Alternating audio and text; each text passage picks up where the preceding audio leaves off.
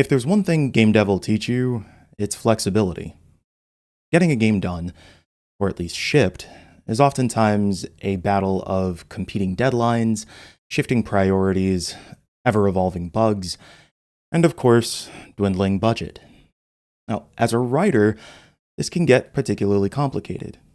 Oftentimes, your role on the team is not just make words good, it's fit inside the systems and constraints of all of the other parts of the game and make words good. Let's say that you're working on an Advance Wars style tactics game. On one hand, the story and characters are important to that game's identity. On the flip side, most of what people are going to be paying attention to is the turn based tactics. So, how do you use the resources you have to do something innovative with your writing? Our next speaker is here to talk a little bit about that. Hassan Durant is a writer, programmer, and composer whose previous credits include King of the Castle, Ooblets, and Wargroove 2. He's here to help us find some creative solutions based on his work on Wargroove 2. And these solutions can be helpful for dev team problems regardless of the role you have. So please join me in welcoming to the stage Hassan Durant. Hello, welcome to Write Your Way Out, Creative Solutions for Unexpected Developments. So I'm a freelance designer and writer working currently for Outer Loop Games on their upcoming project, Project Dosa. I'm also a freelance composer. I've worked on projects such as Ooblets and King of the Castle, and I've found that in a lot of my work, the most important work that I do is often problem solving, and that is what our talk is about today. So I'm going to cover a few problem solving strategies and use them to go through some of the challenges that came up while I was doing narrative design and writing for another game, Wargroove 2. So what is Wargroove? It is a turn-based tactics game. It is basically a fantasy version of Advance Wars, with a little bit of Fire Emblem thrown in. Now, Wargroove came out in 2019, and Wargroove 2, the game that I worked on, came out last year in October.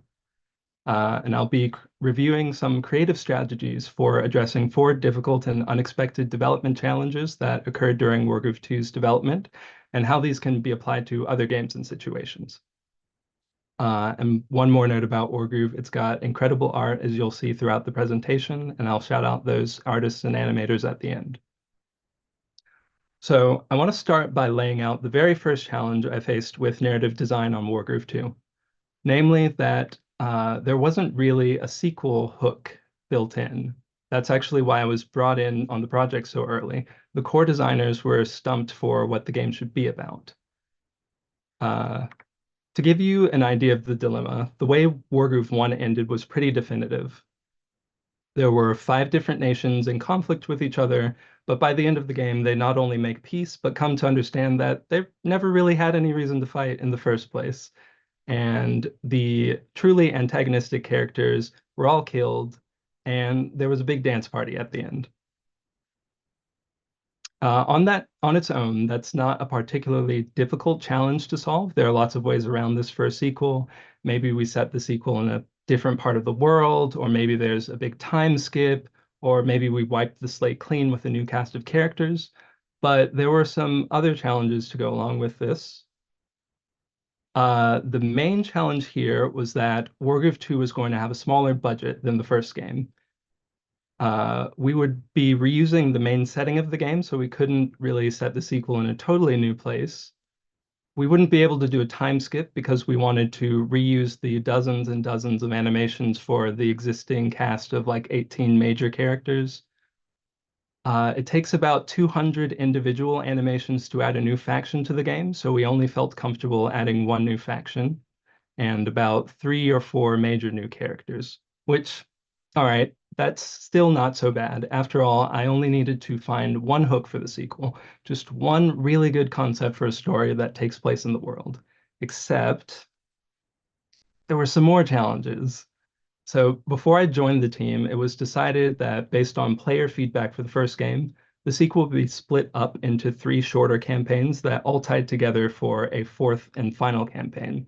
So now I needed not just one hook for a sequel, but three separate stories that were linked enough that they could combine together for a fourth one. But okay.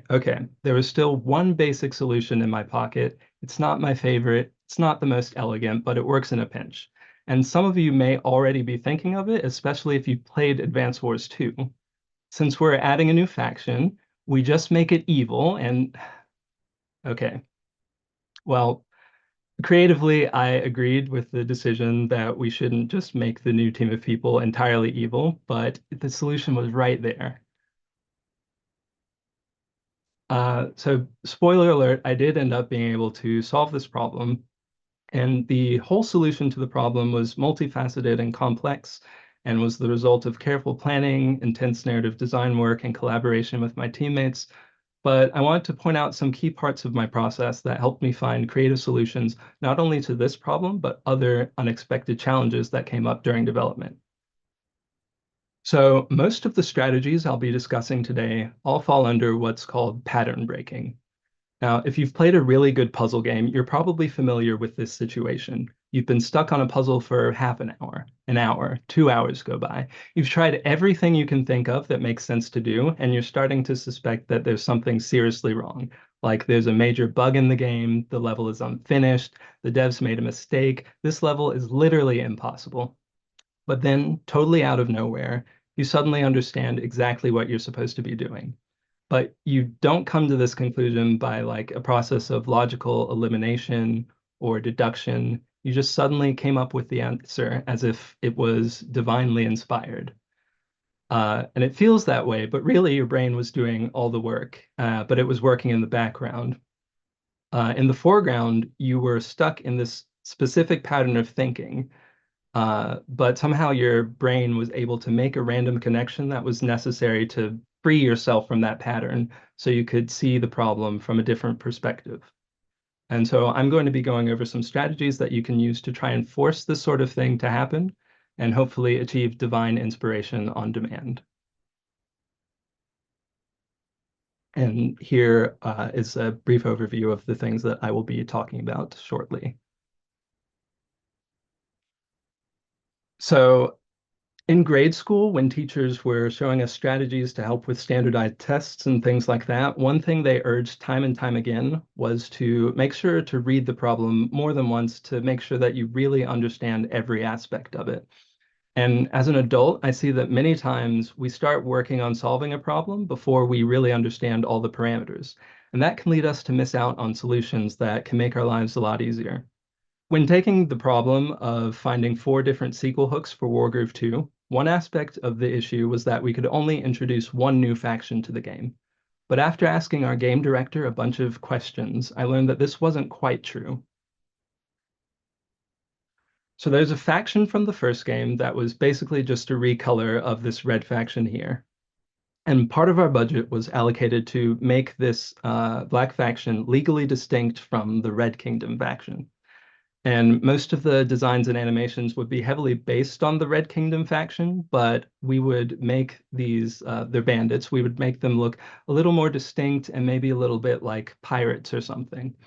And so one of my solutions to the problem wound up being, what if we did exactly that, but we have these characters in this faction be a part of a totally different faction with their own history. So we would keep the reskinned characters from the first game, but also add this new legally distinct pirate faction. And this faction provided us with enough material for one of the four campaigns in the story. And we used one of our main character slots to serve as the pirate queen of that faction. So because I was investigating these parameters in this way, we technically wound up adding two new factions to the game, which greatly expanded the storytelling options we could work with. And here's just a depiction of the knight character from the pirate faction. So to recap, even if you think you completely understand an issue, you can start by re-examining every parameter of the problem. Ask good, thoughtful, and respectful questions of your team to understand the underlying meanings and true needs versus how someone initially describes a problem, because things can sometimes get lost in translation. And just a reminder that you're doing these things to discover all the tools you have in your disposal, which leads us to our next pattern breaker. So, investigating your tools. So, for a game like Wargroove, words come at a commodity. And I started off on the project using words as the primary way that I was telling the game story. But we had a lot of story to cover in Wargroove 2 and not a ton of space to achieve that. So I began investigating every single aspect of the game, searching for ways to include story without necessarily using up words. And when I started to look at every piece of the game this way, in terms of how it can be used to tell or support the story, I started seeing tons of potential solutions and things that I would have overlooked if I just kept my writer blinders on. For example, the game's map design. In Wargroove 1 and Advance Wars, most of the maps you play are like general battlefields. They're not really specific places narratively for the most part. And it works, but in my opinion, some of the best levels in Wargroove 1 were the ones that had a really strong sense of place and a reason for why you were there. So in Wargroove 2, I saw the somewhat untapped storytelling potential of the map design and worked to ensure that the majority of our maps were specific locations within the world and not just battlefields. For example, here's the first mission where you've come to what you think is an uninhabited island to investigate a strange bell-shaped ruins, but suddenly you realize you're not alone.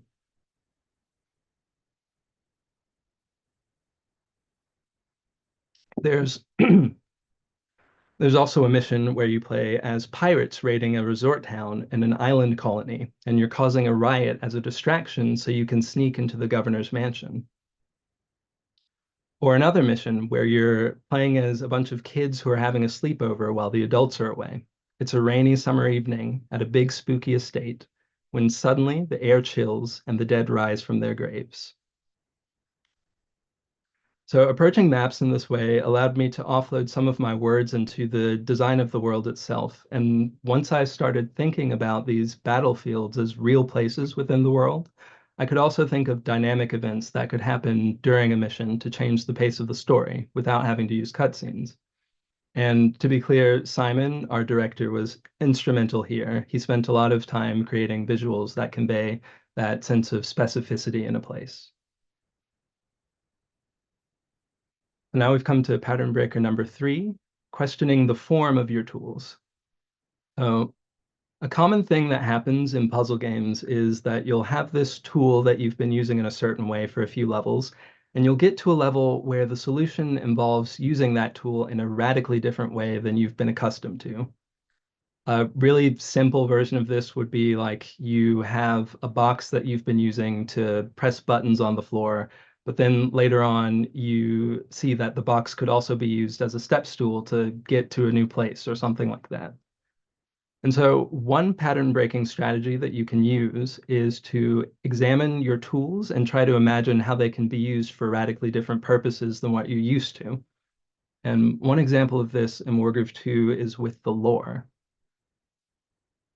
In Wargroove 1, every character, every location, every unit type, and every single individual type of tile has a lore entry associated with it. And it's written in the typical detached, omniscient perspective that you might find in a D&D guide. And as I was sitting down to write this, the problem that I was having was that I was just really bored, honestly. This is a problem of entirely my own making. But I was just kind of bored writing that type of flavor text, and I thought that some people might be bored reading it. So I thought that I should try to play with the form of the lore to broaden the types of stories that we could tell within it. For example, most of the lore entries in Wargroove 2 are written by actual people with actual perspectives in the world that allow me to flavor the text with opinions that the player can use as a lens to try and see the world from different in-universe perspectives rather than a single omniscient, zoomed-out perspective.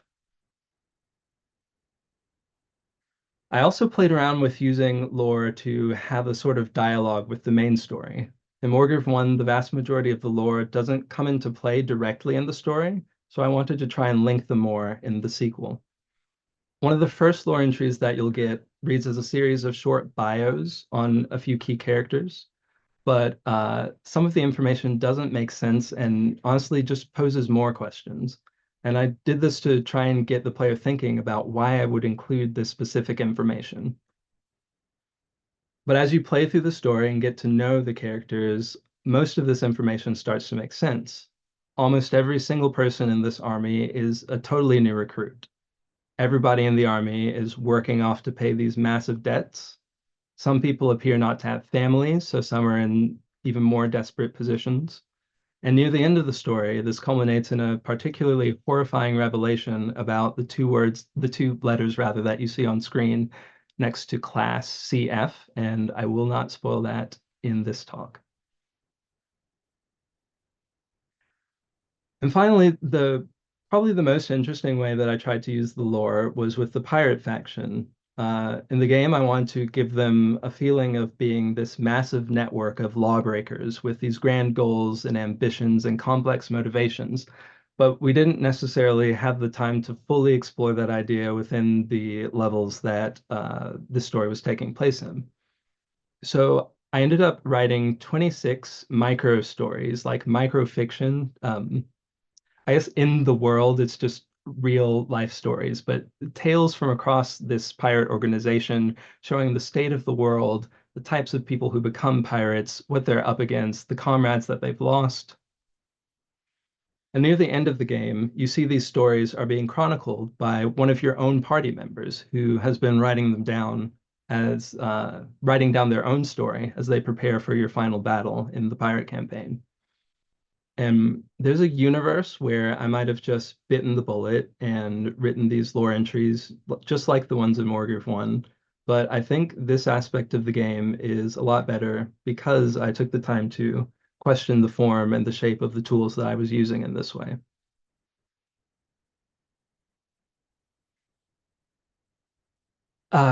So here is a situation that you see playing out in meetings and Let's Plays. And basically, someone is trying to figure out a solution to a problem.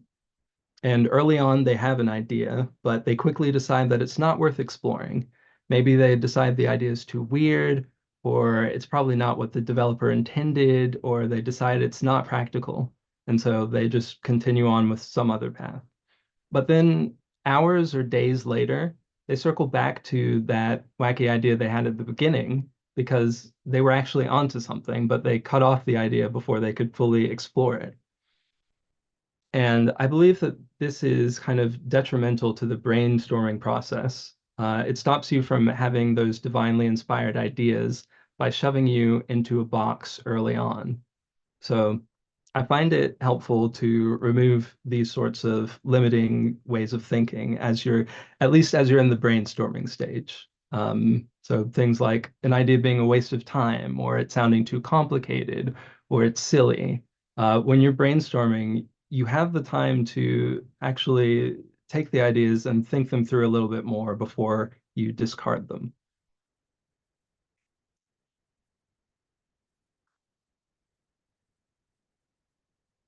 So in Wargroove 2, there was a mission where we wanted to reveal a sort of complex story twist.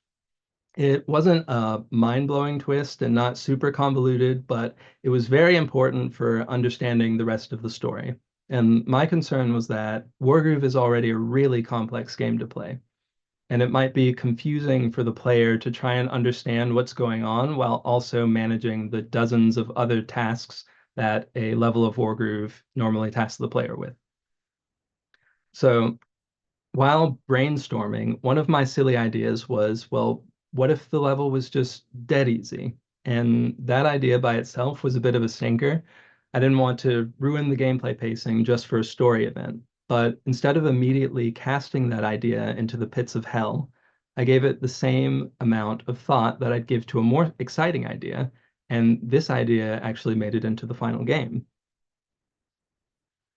What I came up with was basically turning this tactics game into a free-for-all arena-style gank fest where the only thing you need to worry about in this level is racking up as many kills as you can as quickly as you can. And that helped me to free up the player's brain to be able to chew on the new information that we were giving them during the level. So they were able to engage with that in the context of a fun level, but a level that has lower stakes and a lower cognitive burden than a level of Wargroove normally has. Pattern breaker number 4 is looking beyond games. Um, a lot of the time, my best and most creative ideas come from places outside of games. And one particularly insidious pattern that we can get trapped in as developers is looking for all of our solutions inside of other games. One of Wargroove's campaigns has an absurd number of major characters, which is entirely my fault. At the end of that campaign, I wanted to wrap up a bunch of plot threads and show how far all the characters have come in their journeys and to provide a little hint for the things to come. But if I structured this like a standard cutscene or a series of shorter cutscenes, it would be pretty boring and the pace would be kind of bad. So what ended up being one of my favorite cutscenes to put together uh, took inspiration from theater, and in particular, one of my theater heroes, the late Stephen Sondheim. Sondheim's shows often have these big scenes where sets of different characters flow in and out of a scene, making connections between different storylines and character relationships, all in a single fluid and dynamic scene. Sondheim isn't the only one to do this, but the way he and his collaborators put these scenes together is just magical to me. And so that big cutscene I mentioned before, what I ended up doing was shaping the cutscene in the style of a Sondheim musical in a way that adds a lot of motion to what would otherwise be just a series of characters talking to each other.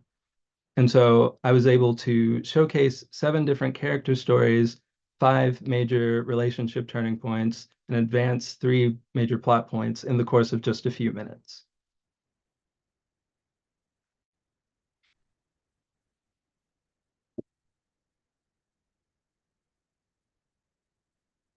So now we've come to the final boss of the presentation, and you may know this story well. Everything was going great for development. We'd finally hit our stride. We were getting incredible feedback on the quality of our levels and our story when all of a sudden we had a surprise. So achieving the high quality in design and story and gameplay that we were going for was taking us more time than we imagined, which I'm sure is probably the only time that's ever happened in a video game. Uh, so one day our producer laid it out straight for us. She requested that we cut about 10 missions from the game, and at the time that was about a quarter of the missions that we had. And the actual solutions that we had for this are pretty complex, but I just wanted to go through some of them as a recap of the things that I've talked about so far in the talk. So first is investigating the problem. It wasn't that we needed to cut 10 missions specifically because of some equation that somebody had ran, but rather that the producer thought that we needed to cut the equivalent of the workload of what it takes us to complete 10 missions, or rather what it had been taking us at that time. And that gave us some flexibility in how to proceed. I started investigating tools. While the designers were investigating their own tools, I was investigating every part of the story to poke at different missions to see what was possible if we wanted to make a clean cut, just entirely remove a level without doing a ton of damage. And I was even re-examining what it meant to cut a story. Could somebody's story be combined with another character's story? Could a storyline be simplified but not necessarily removed? That wasn't enough. The story was already sort of lean in that most missions were fairly important to the story. So I started brainstorming again and not letting the practicality or the goodness of certain ideas getting in the way of exploring possible ideas. So one idea that I had was, what if we turned a few of these turn-based tactics levels into short, simple text adventure games or short exploration areas? That would give us lower game design overhead and lower asset overhead for those particular levels. And one of the main programmers very rightly thought that this was an insane and terrible idea. But we were able to prototype it pretty quickly, and we found that for the specific missions that I had in mind, this was working really well, and was doing great things for the pacing in general. So a few of the missions that we cut actually became these short, story-focused adventure game style levels. And finally, I took a look outside of games. Because we were making cuts to the game's story, I wanted to be able to inject the game with some glue to give it just a bit of added cohesiveness after the fact.